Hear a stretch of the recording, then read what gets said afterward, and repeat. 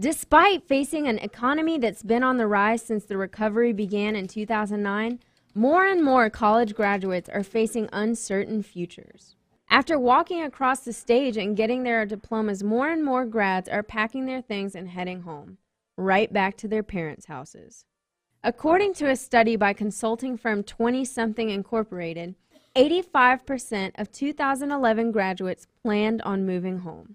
For college senior Tara Keyholtz, home is her best option financially. Mainly I'm moving back home because I'm really in debt with all my student loans. I have about $20,000 in debt with my student loans, so I don't really have any other option but to go back home. According to Mark Kanchowitz, the publisher of FindAid.org and FastWeb.com, 2011 graduates had an average of over $27,000 in student loan debt.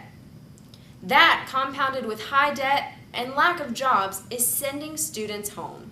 Yeah, the job market's definitely impacting my choice to go back home. I don't really have a job lined up now right after I graduate, so I think it would be different if the job market was a little better. Maybe I could have something lined up. I think it probably is a balance. They're living at home, so they're not paying rent. They don't have an apartment, they're not paying rent. But what are they doing with that money that they would be using to pay for rent? Moving home with mom and dad may not be a permanent solution, but it is a temporary fix Keyholtz is seeking. I'm hoping 6 months at the max, but if I have to, I'll stay longer.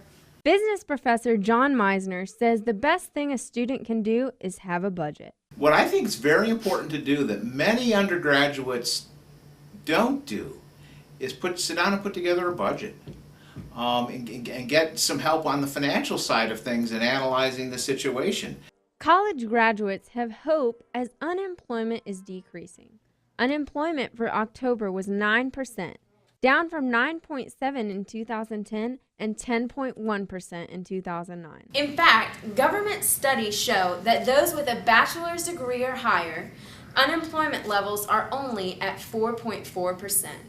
I think the vast majority of that 85% that are supposedly moving back home don't want to, but somehow feel that they must or that there's a need. So, college graduates don't have to assume that moving home is their only option.